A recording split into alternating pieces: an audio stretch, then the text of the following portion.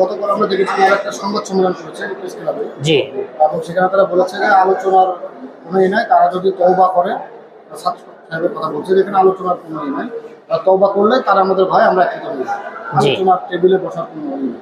এই বিষয়টিকে আপনার কিভাবে দেখছেন? এরপরও যে ওনারা একটা সুযোগ রেখেছেন যে তওবা করলে মিটমাট হয়ে যাবে, এই জন্য ওনাদেরকে আমরা ধন্যবাদ জানাই।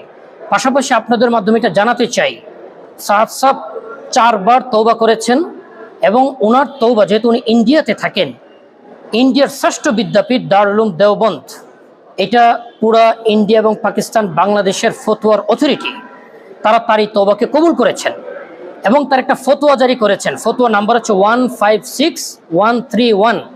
তাদের যে ফর্মাল ফতোয়া ওয়েবসাইট আছে, সেখানে জাস্ট এই নাম্বারটা দিয়ে সার্চ করলে পাওয়া যাবে।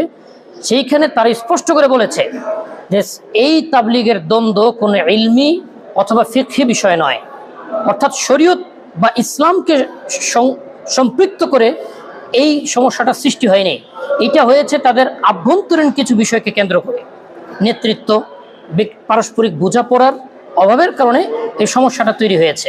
এই জন্য ওনাদেরকে আমরা আশ্বস্ত করতে চাই, আপনারা যে তওবা চেয়েছেন, আলহামদুলিল্লাহ তিনি তওবা করেছেন এবং আপনাদেরই স্বীকৃত অথরিটি সে দারুল উলুম দেওবন্দ এই তওবা কবুল করেছে এবং তারা ফতোয়া জারি করেছে 156131। আপনারা আরো নিশ্চিত হওয়ার জন্য অনলাইনে সার্চ দিয়ে ফতোয়াটা দেখে নিতে পারেন।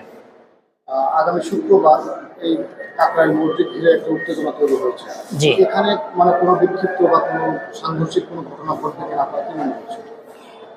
একদম আশঙ্কা উড়িয়ে দেওয়া যায় না, তবে আমরা শান্তিপূর্ণভাবে চেষ্টা করে যাচ্ছি। কারণ যেহেতু সরকারিভাবে জিনিসটা মীমাংসিত হয়েছে, সরকারের উচ্চ পদস্থ কর্মকর্তা, এমনকি আইন শৃঙ্খলা রক্ষাকারী বাহিনী সর্বোচ্চ অথরিটি যারা অফিসার, ওনাদের সাথে আমাদের কথা হয়েছে। ওনারা বলেছেন আমরা শান্তিপূর্ণভাবে বিষয়টা সমাধান করার চেষ্টা করব ইনশাআল্লাহ। আমরা ওনাদের ব্যাপারে ভালো ধারণা রাখি আমাদের ভাইয়েরা যে আল্লাহর ঘর মসজিদকে কেন্দ্র করে ইনশাআল্লাহ ওনারা কোনো ধরনের অস্থিতিশীলতার দিকে যাবেন না, এটা আমরা আশা করি। ওনারা গতকাল আরো একটি কথা বলেছে জি। যে আপনাদেরকে কোনো সুযোগ দেওয়া হয় জি। ইজতেমার বিষয়ে, জি। তাহলে ওনারা সরকার ওনাদের এই ভিতরে সরকার না থাকলে জি। সরকার কখন হয়ে যাবে, ওনারা মনে হয় বলেছেন ঢাকা শহর অচল করে দেওয়া হবে। এই কথাও বলেছে। আচ্ছা, আপনারা 5 নভেম্বরের সমাবেশটা দেখেছেন। 10 দিন ব্যাপী সারা বাংলাদেশকে ওনারা মানে একত্রিত করে এই সরোদে উদ্যানে নিয়ে এসেছিলেন। ওনাদের সর্বোচ্চ শক্তি কতটুকু এটা ওনারা দেখিয়ে ফেলেছেন। তাও 10 দিন সময় নিয়ে এই শক্তিটাকে ওনারা এখানে একত্রিত করেছেন। এই শক্তিটা আমাদের কাছে খুব বড় কিছু না, কারণ আমরা সারা বাংলাদেশের 64 জেলায় ইজতেমা করি। আমাদের অনেক জেলায় ইজতেমার মুসল্লিদের সংখ্যা তাদের এই সংখ্যার প্রায় কাছাকাছি। অতএব ঢাকা শহর অচল করে দেওয়ার মতো যে জনসংখ্যা দরকার সেটা ওনাদের নাই, এক। দ্বিতীয়ত, সাদ সাহেব আসলে ওনারা মানে ঢাকা শহর অচল করবেন। সাদ সাহেব যখন আসবেন তার আগের দিন থেকে উনি চলে যাওয়ার একদিন পর পর্যন্ত পুরা ঢাকা শহরের ট্রাফিকের দায়িত্ব আমাদের তাবলিগের সাথেই পালন করতে পারবে ইনশাআল্লাহ। কোথাও অচল অবস্থা তৈরি হবে না ইনশাআল্লাহ। সবাই অন্য সময়ের চেয়ে আরো ভালো ট্রাফিকিং ব্যবস্থা দেখতে পারবে ইনশাআল্লাহ।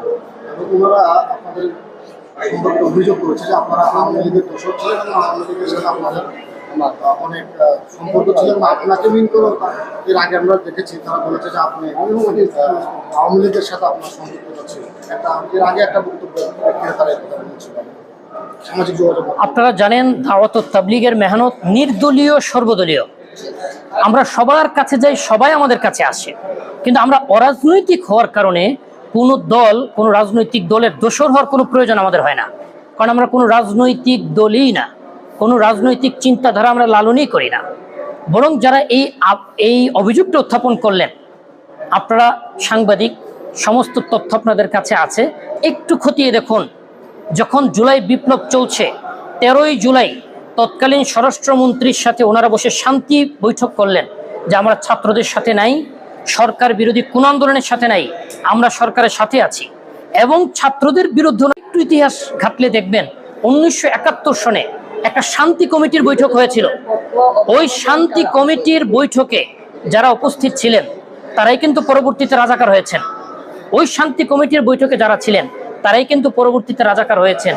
এইবারও যারা শান্তি কমিটির বৈঠকে ছিলেন তাদের রাজাকার হওয়ার কথা, ওনারাই মুক্তিযুদ্ধ হয়ে প্রকৃত মুক্তিযোদ্ধাদেরকে রাজাকার বলা শুরু করলেন। এই যে গিরগিটির মতো রং পাল্টানো, এটা আপনারা খুব ভালো করে জানেন। যখন যে সরকার আসে ওনারাই তাদের রং ধারণ করেন। তাই ওনাদের এই বিষয়টা নিয়ে আমরা মোটেও বিচলিত নই। আমরা চ্যালেঞ্জ ছুড়ে দিলাম, প্রমাণ করুন যে আমরা কখনো কোনো রাজনৈতিক দলের লেজুর বৃত্তি করেছি বা দোসর হিসাবে একটি প্রোগ্রাম আমরা করেছি, পারলে আপনারা প্রমাণ করে দেখান। আচ্ছা